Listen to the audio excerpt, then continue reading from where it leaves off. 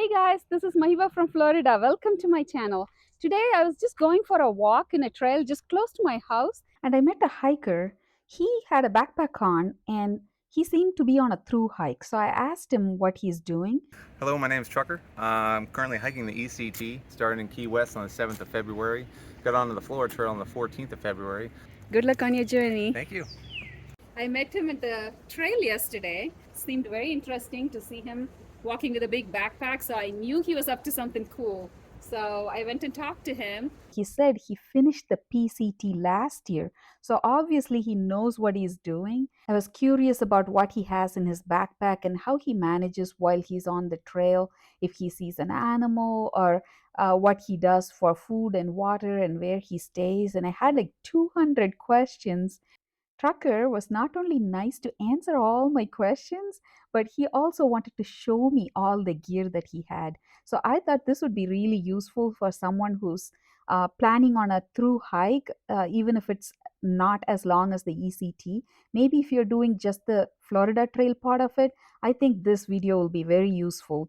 Trucker here, you carry your own bedding and your food and all that if you don't come in contact with a nice he's staying in this really nice hotel today. Yeah. Right, this is not every night for you. No. So the trail just so happens to go through the southern portion of like Orlando, and through that portion you're doing pretty much just bike trails and stuff like that, and it gets me in the city.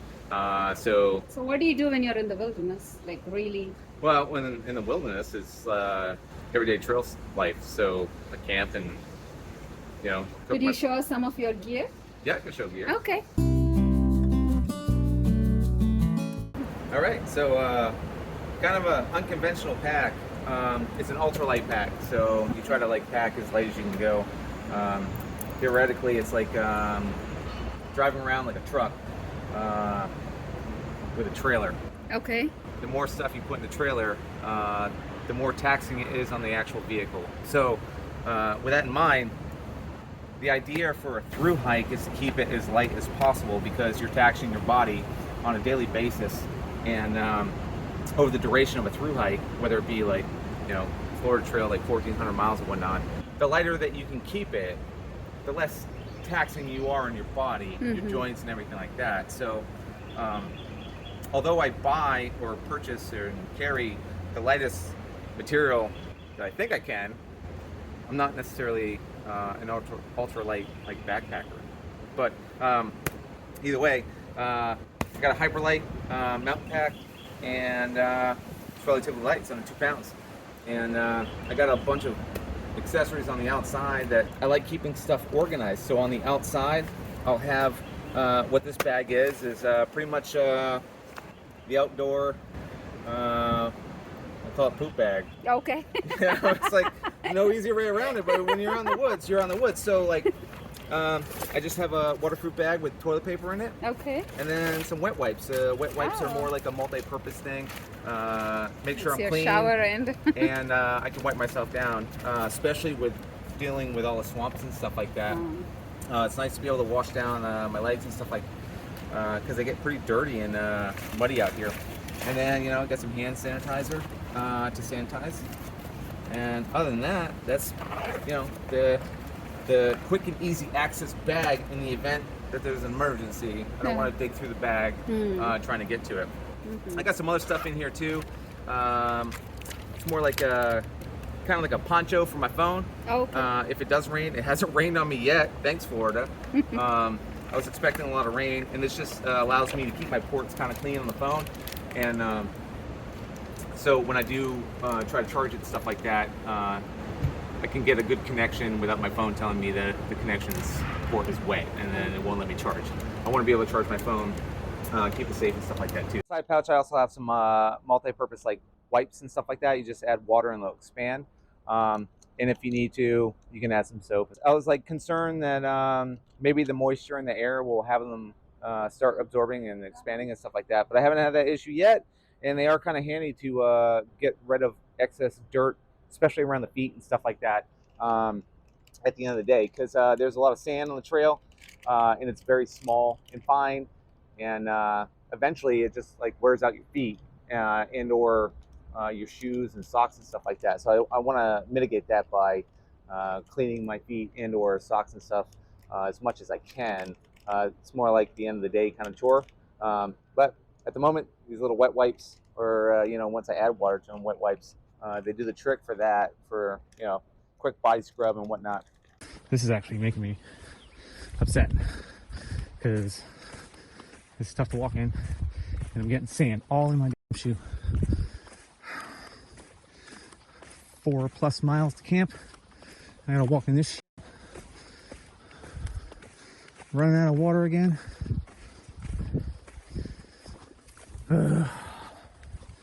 Frustrations. On the other side, the other black pouch, like I said, these are kind of like fanny packs. I just have them attached to my bag permanently. It's like quick access material that I want to get to on trail. So in this guy, I got my flashlight, which is really large for a hiker. But in its lowest setting, it'll provide me like 400 hours worth of light. So, oh, it is a headband. Yeah. So I can use it as a traditional flashlight. It also has a magnet if I connect it to something steel. More or less, the only time I use that function would be when I'm charging it under some random outlet or whatever, connected to a table or whatnot with a short cord I have. But as a red light, so if it's nighttime and stuff like that, I don't want to lose my night vision, I can turn on the red light. But more importantly, the amount of lumens that this thing kicks off is crazy. I could literally light up the sky in the morning if I'm hiking. And it's not necessarily needed. I can get away with the lower settings to walk around and stuff like that. But do you walk in the night too? Yeah. But if for whatever reason, the majority of the time, if I do use the higher lumens and stuff like that, it's because I hear some chatter in the woods or something, and I want to be able to identify what it is, whether it be a hog or gator or something like that. Especially with the gators on the canals and stuff like that being further away, it's kind of cool to see all their little orange eyeballs. Is that what you see when you flash it? Oh. Yeah. So all the animals. Have you seen any like that? Hundreds. Oh. Yeah. Does it not scare you? No, not when you're. Eventually, you become numb to it, right? Oh. So the first gator I saw was very interesting. I was like, this is my first like real life gator on the Florida Trail. But after a while, like I said, there's such a population of gators out here that you become kind of numb to it. I've come across gators on trail, and definitely hundreds of gators in the canals while I've been hiking and stuff like that. And they do their own thing. They're just sunbathing, and you get a little bit close, and they'll jump into the water because they don't, I guess, like the humans. But I'm not really. Have you seen any animals in the night that scared you? Well, I mean, like the gators themselves, like I said. They come in the night too? Yeah. Oh, that's their prime hunting time, I think. They are out and about, and they'll be in the canals and stuff like that. You turn on the white light, and their eyeballs are just like giant orange marbles looking at you. So it's easy to pinpoint them when they're obviously above water, hanging out and stuff like that. As well as some other animals like fox and coyotes and the whole lot. They all have like little orange eyeballs and stuff. So it's easy to identify animals and stuff like that when you have some sort of light source. And when I can magnify the amount of light I can see for distance wise, you can really see what's looking at you throughout the night. It's interesting. I don't have a huge fear of the animals. They tend to like just keep to themselves. They don't want to bother with human kind of contact and stuff like that. So when you see them, they are naturally trying to hide. They don't necessarily know that you have a spotlight on them, so they think they're naturally hiding and stuff like that, which is cool. So they stay what they think is hidden in the grass or behind bushes and stuff like that. But you can see their eyeballs with the white light and stuff. So it's good to be able to see them, not necessarily interact with them, but I know where they are, and I know what the noise is coming from when I hear a little kind of like rumble in the bushes and whatnot. Just turn on the light and see what they're doing, but they'll avoid you. Other things inside this pouch are just kind of like my water purification kit. It's mainly, you know, filtration and stuff like that. I just got this like little platypus like water filter, and essentially I take this bag and I can fill it up in a creek or a river, whatnot. It'll hold up 3 liters, and I connect my water filter to the end of it. And then at that point, I can squeeze out the water into other reservoirs that I have on my bag, which are pretty much like water bottles.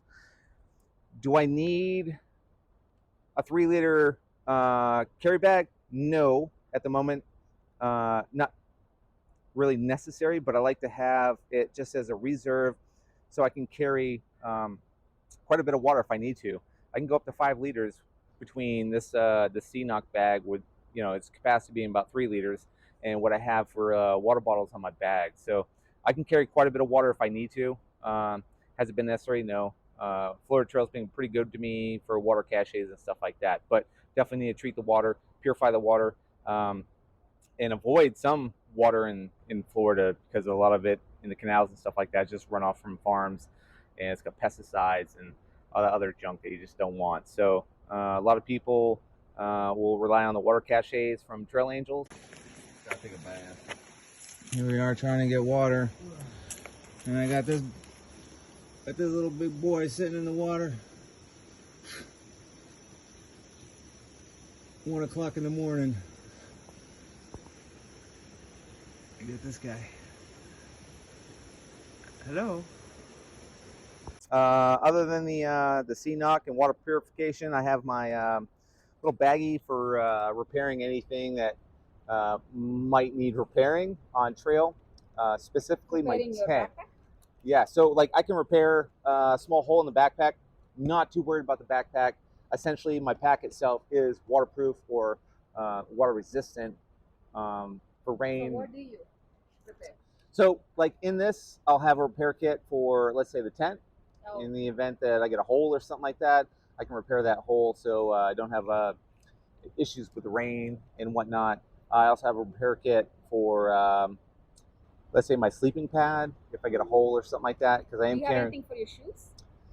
No, but there are other things that you can utilize to repair shoes on trail, whether it be like a shoe glue or some sort of like essentially like a glue type substance to like glue maybe certain portions that fall apart. I'm carrying Leuco tape, which is medical grade tape, and it's multi-purpose to the point where I can use it on my feet, which extensively I've been using to like cover blisters and like newer skin that's regrowing on my feet and stuff like that. But I've also seen it used to repair clothing, tents, and all sorts. It's a very sticky tape in general, and it does a good job even when it's wet and whatnot. So it's my go-to tape for repairing stuff, and whether it be my body or my gear. So it's multi-purpose.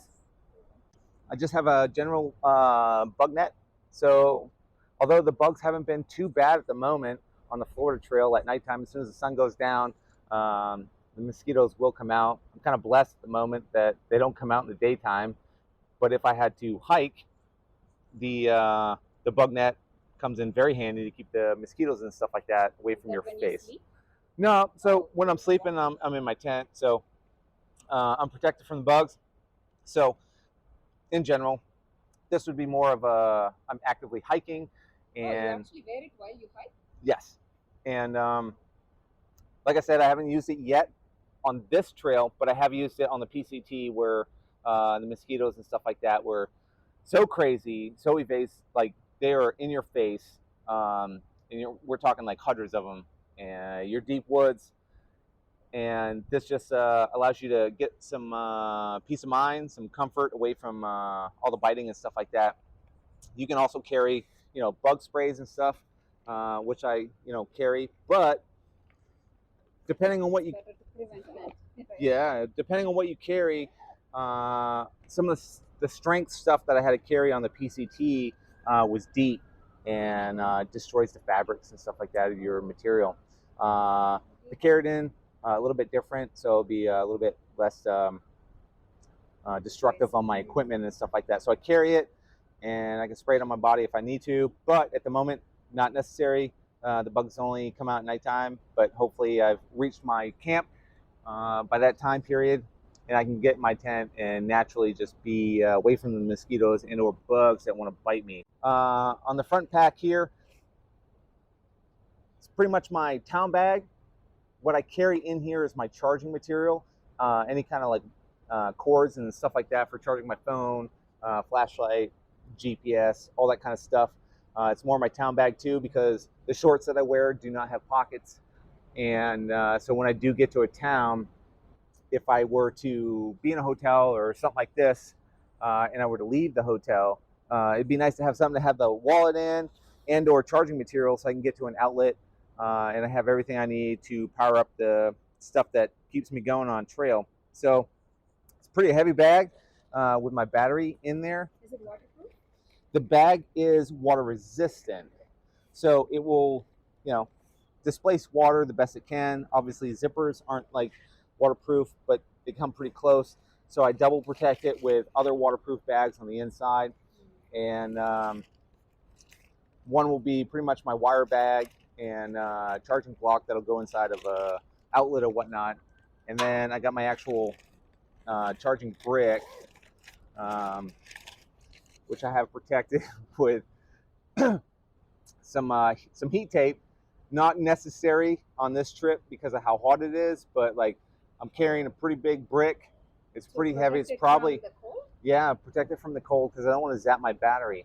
And that's a big it is. brick, It's a big brick. It holds a lot of power. We're looking at like, I don't know, 26,000 milliamp hours of power and stuff like that. So it'll charge my phone a couple times. And then obviously for this trip, I'm carrying a watch that is a smart watch. It's kind of like not necessary, but I do like to see for this trip, like the calories and stuff like that I'm burning. And it's just nice. How much do you do on average each day? About 6,000 calories. Cool. So it is nice to see how many calories I'm burning, so I can, even though I can't consume 6,000 calories a day unless I'm in a city like this and like I got the restaurants and stuff like that, but it is nice to see like what I'm burning at the moment. So it's nice to have right now. Not essential, but I like to carry it right now just so I can. Did you make this by yourself? Yeah. Foil? Yeah, it's just What did you do? it's just like heat tape that I put around some bubble wrap material that came inside some packaging. Oh, okay. And I just keep it in there. Like I said, like Florida Trail, it's nice and warm. Doesn't get below 50s every night, so not necessary. And the battery keeps its charge. I don't have to worry about cold at the moment, but maybe in the future I will. Yeah, so I keep it around just in case it does get cold, and I got to protect the battery for its longevity, so I can keep stuff charged and stuff like that. But other than that, it's pretty much what I have in this bag. Sometimes I put some snacks in there for the day, something easy to get to. I got a pen in there. Right now I got some quarters for laundry machine and stuff. I'd rather not carry quarters because they are heavy, but I'm at the hotel, and although they have like these fancy laundry machines that are meant to take your card, they can't get Wi-Fi connection and whatnot, so the quarters seem to work. What else I'm carrying is like 2 canisters and one's to cook in, so pretty much I got a gas canister in here. That's your gas stove? Yeah, so pretty much in one canister I have my fuel, and Is that like a refillable? it's not really refillable, but if I were to get to, let's say, a store or something like that, normally around trails and stuff like that, they'll have gas canisters that I can replace the fuel canisters and stuff like that. So it's not that big of an issue. Provides me with a fuel source for my titanium pot, so I can cook or boil water essentially and put in some dehydrated meals. How do you do that? So like the canister itself, this canister, I got a little cloth for cleaning the canister, and then in my other cup, which is pretty much not necessary as well because I got that small cup right there, I keep actual burner in here, and I just like to be able to keep my coffee warm whenever I make it in the morning. Like I said, it's not an issue at the moment because of how warm the trail is. Coffee maintains its heat, but just another cloth so I can clean stuff. And then I have my little burner, and the burner itself, it's a little MSR pocket rocket, and essentially it'll connect to the top of the canister, and then I can put my pot on top, and then depending on what I'm cooking, I got measurements on my little coffee cup here. And yeah, I could use anything from 8 ounces to 2 cups of water for whatever I'm trying to rehydrate. So pretty much I'll just do a measurement in this, pour it in the actual cooking material pot, and boil my water and like add it to that. So like I said, kind of unnecessary, very necessary if you want hot meals. Yeah. And then so this is essentially your pot. Yep. You cook everything with that. Yes. Okay. That's the only thing that goes on the fire. Yep. In this pot. Okay. Yeah. So titanium fire heats it up. Very light. Very light. So some people get away with not carrying any of this, and they'll just carry something like this, where they can put their either rice or whatever else in. And this is a particular pot which has a gasket, so I can put some water in there. I can add whatever material that I'm going to consume in there, and it'll rehydrate. I can keep it sealed. I can hike around with it while it's rehydrating, and when I stop, I can go ahead and consume the meal, or I can have a nice hot meal. Yeah. And that's what I prefer. So a lot of cooking material, not necessary, but very greatly appreciated when I want something hot to eat.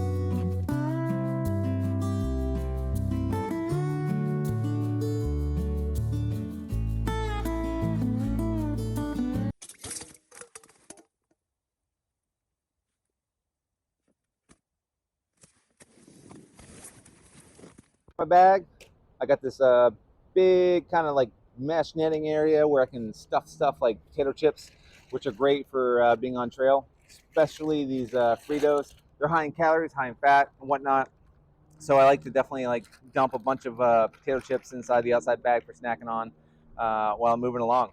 So keep them in the front. I also keep my wet weather gear in the front, and a trash bag for all my trash. Right now I don't have any trash because I'm conveniently located in the city. I'm not carrying around a lot of stuff, but I will pack out all my trash, in which I Oh, you don't just throw the trash out? no. You know, keep the trail clean, keep it better than the way you found it and whatnot. So anything. So where do you, when you take the trash, where do you dump it? Well, dump it in like an Like area a like city this. or something? Yeah. Trailheads, anything that provides like a dumpster or something like that, I can put my trash in. That's what I'll put it in. So I will keep it inside this giant Ziploc bag until I get to one of those dumpsters and whatnot where I can get rid of it. And pretty much it's just a jacket and a pair of pants. They also double as kind of like keep me warm if I need to be warm. So essentially, it's waterproof, and it hasn't rained yet since I've been on trail. But if I do need additional warmth and stuff while I'm hiking, I can throw on some wet weather gear and it'll keep the warmth and keep the bugs off, that kind of stuff. So I don't have to necessarily use the bug spray and whatnot. So it is nice to have wet weather gear. It's almost like pretty much essential, actually, if you want to do some hiking to keep yourself protected from the elements. So it's just pretty much a jacket and then a pair of pants. So nothing too fancy about it. Jacket, waterproof, pants. The pants go over what you're wearing? Yeah, so I'm just wearing a pair of shorts right now. And the pants will just, if I got to, keep my legs dry or keep my legs warm or whatnot, I'll just like throw them on. Not really big of an issue. On the top of the pack, I am out of hunting season, the official hunting season for deer, and I do want to prevent myself from being shot. So I do have an orange blaze kind of like cover that I can utilize to, I don't know, keep hunters from shooting me, hopefully. But other than that, So do they know that if they see orange, they shouldn't shoot? I would hope so. But I have come across some situations where maybe they don't see you and maybe they're just doing target practice and whatnot. They're definitely shooting. I'm definitely on the wrong side of them shooting. It's falling over here. I yelled out, but didn't stop. So I guess I'll just walk a little bit quicker. But hunters in general, right now they're still hunting the hogs and stuff, even though it's not really hunting season. So maybe in Florida they just got such a hog issue that it's just open season for the hogs. So there are active hunters out there, and the orange can kind of like tell the hunters that I am not a hog, don't shoot me. But other than that, doesn't really have a purpose other than maybe like drying off my legs at nighttime after I wash them off with something else. But then I have my ground sheet for my tent to protect my tent, and it's made out of Tyvek, so it's pretty much what you wrap your house with before throwing on siding and stuff like that. It's very well, it's not really insulation in the point where it's going to keep you warm, but it is waterproof, and it's pretty tough material. It doesn't seem as long as you. Oh, No, well, it's kind of like, yeah. You see, like I had some people signing it when I was on the PCT, which is cool to have people like. What does it say? Keep trucking. Got your back. Got your back, Hitman. That was from a girl named Pearl on trail in the PCT. Hiked with her the entire trail. So yeah, everybody has their spot to put whatever they want, and it was good to have like people write stuff down. But what I found was when this was deployed, it would instantly go on the ground, and then my tent would be on top of it. So to get people to sign it, it was relatively hard because the first thing you want to do is kind of like set up tent whenever you get to wherever you're going.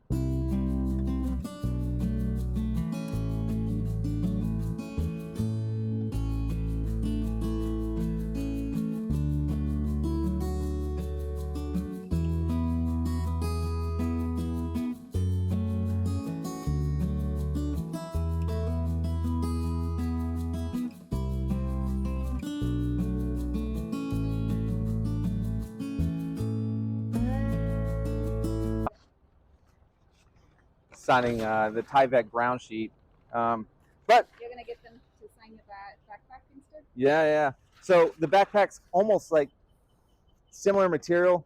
I won't say similar, but it is something. I got a white pack, and people can sign that if I actually come across people. Haven't yet, but the ability's there, whatnot. So Tyvek though, good ground sheet. Prevents the bottom of your tent from getting ruined by anything that's kind of like pointy and sticky on the ground that can puncture holes in your waterproof tent. So no, it's just kind of like this. Yes, it's kind of just to sit on. Okay. Yeah, so it's like a. It's like a cushion for you? Yeah, little cushion. Essentially just foam. Okay. And recycled foam for this sit pad, but yeah, it's just foam pad that you can sit on to not sit on like hard surfaces. It's not that I'm necessarily nervous about sitting on hard surfaces. It's more of like when I get into areas that have like a lot of sap and or other things that can stick to your clothing.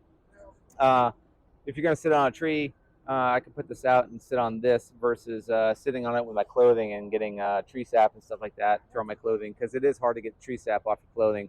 So although I'm not coming across a lot of tree sap, it is nice to have this in the tent because I'll put my shoes on it when I get into my tent at nighttime, and my shoes are normally covered in mud. So I'll just put my shoes on there and they'll hang out on this pad throughout the night. And if my shoes do dry out, then it's easy to shake outside the tent.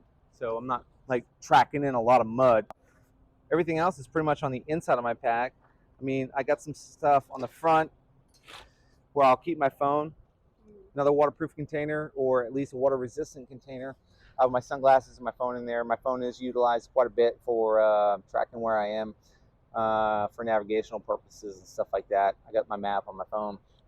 And then a water bottle up front so I can sip on some water while I'm hiking. I got a little knife on my package on the front. It's kind of like a larger knife compared to what you might want to carry on like a thru hike, because it is kind of like on the heavier side, but it's wide and I can spread peanut butter, jelly, that kind of stuff if I want to do sandwich making and whatnot. Do a lot of salami cutting, and it's nice to have a longer knife for that. It's pretty much just a tool. And have you ever used it for self-defense? Nope, never needed it for self-defense. No? Nah, animals pretty much just tend to leave you alone. So it's pretty much just salami cutting and peanut butter spreading.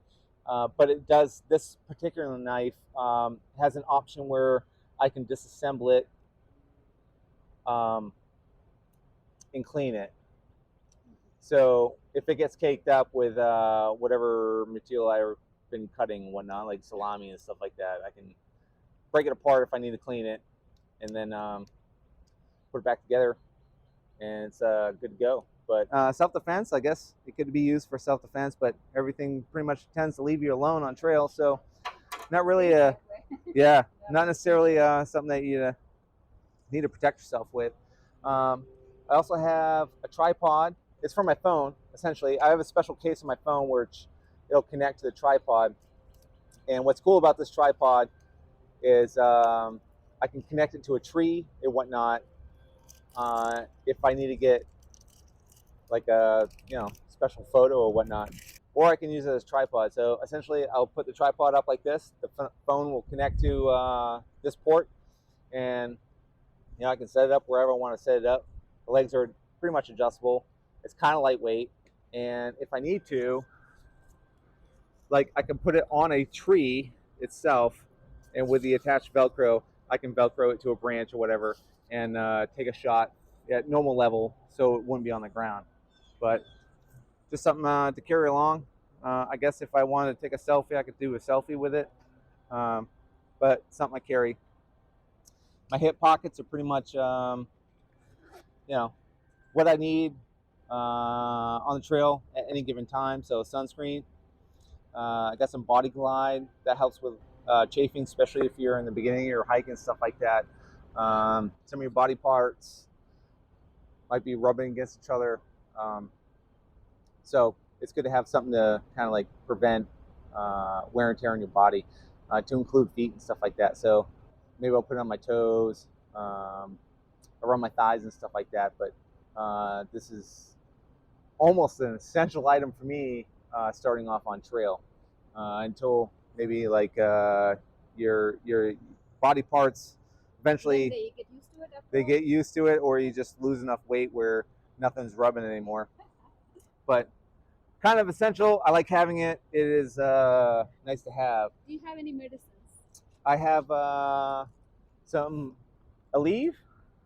I have in my little pill container here. It's more like for pain and stuff like that. I do experience pain, especially foot pain, a lot of throbbing and stuff like that on the feet when you're hiking for long distances. And then I got some chapstick, and chapstick's multi-purpose as well. I could almost use it as a chafing device, like the other Body Glide stuff, but it's a smaller application, definitely, especially in Florida with the heat being what it is and the sun being what it is, I'll carry some chapstick, keep my lips from drying out, cracking and stuff like that. But as for the Advil, that's another big one that, it's, I don't know, you just experience a lot of pain. So it's good to have it on hand, maybe to get rid of some of the swelling and whatnot, and definitely take care of some of the pain that you might come across if you have like lower back or feet pain like I do to have on trail. So I keep that up front so I can get to it when I need to get to it. But other than that, maybe I'll put some snacks in there too. And on my other side at the moment, because the Florida trail is what it is, I carry my wallet up front. Convenience-wise, it's better to have it right now in my hip pocket, just because I come across places where I just need to pay for stuff. With the Florida trail coming across so many towns and stuff, I'm definitely... When you pass Florida trail, not many towns? Not many towns. So yeah, when I get further north and I get to Appalachian Trail or Pinhoti Trail and stuff like that, my wallet will probably travel inside the actual bag itself. I'll only pull it out when I get to a town, and then I'll go into the white pouch that I have sitting on the front, because it just won't be used. I got some headphones. Maybe not as necessary. I just like to have them if I'm making phone calls and stuff like that. Do you listen to music? Not a lot. I have come across some road walks where it's just monotonous walking on the road. So sometimes, like, I want to listen to some music, so I'll put some music on and get some, reception with my phone and whatnot. So what do you do when you're walking for hours? What's your entertainment? If I'm actually on like a trail, mm-hmm. My entertainment is just like nature itself. But if I get onto a road walk and whatnot, and it's just, hectic with vehicles passing and those kind of noises and stuff like that, I can drown them out with some headphones. Some people will listen to like podcasts or whatnot, but essentially I don't really listen to anything until maybe on like a road walk and I need some maybe some motivation or something like that. I can listen to some music. Do you ever get lonely in the trail? Yeah, once in a while I get lonely. Essentially, I started the Florida Trail a little bit late, so I'm not in a group of people while I'm hiking. And yeah, so like, you like sometimes like you do feel like lonely, but you got nature and stuff like that for the majority of the time, and that's normally enough for me. But I have come across people that are heading south, and I have talked to those people. They pretty much give me the trail conditions in which they're coming from. I give them the trail conditions in which I'm coming from. So you get an exchange of kind of like information and stuff like that. So it's good to talk to them, but they're trying to like finish up their trail, being as south as we are right now. I'm trying to like hit up the majority of the trail still. So I take their information and input it on my phone if it's something important I should look out for. You are alone for a lot of time period and stuff like that. So majority of the time I don't have contact with people. And so when you do meet people, it's like, especially if they, have questions and they see your pack and whatnot, and they kind of like, interested in what you're doing and stuff. So, it's good to talk to them and explain to them that there is a big old trail in Florida and stuff. Why do you do this thing? I get to see different parts of the country that normal people might not be able to see, especially when you're in the wilderness and stuff like that. Florida specifically is a trail system in which that, wow, you're just like navigating some terrain that's might be flat, stuff like that, but you're in palm trees. You're on a very specific trail, for Florida. Very interesting. Very tough with the heat, and maybe you're not walking up mountains and stuff like that, but Florida will throw you some loops that tire you out. You got the swamp walking, you got the mud walking, walking through the sand and whatnot. So like Florida Trail is not necessarily an easy trail. It's a different experience all in itself with what you're going to see out there. And I want to see the U.S. You're going to get every inch of it, and it's not what I would say like your typical vacation or sightseeing or anything like that. You are hands down having to walk, experience the pain involved with getting from point A to point B, living out of a tent, you know, cooking your food and stuff like that every night. But the experience of being able to just camp wherever you want and experience the trail itself on a day-to-day basis. You want to improve your strengths and get rid of some weaknesses. Doing a through hike is definitely will get you there. You have to, you know, push through a lot of pain. You got to push through a lot of difficulties.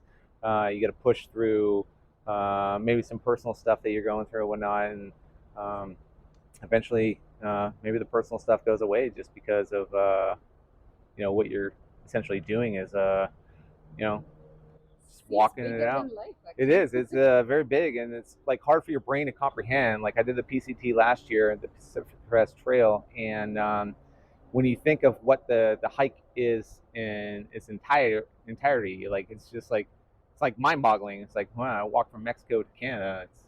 It's a lot of miles in there, and your brain really can't comprehend the actual length of the trip.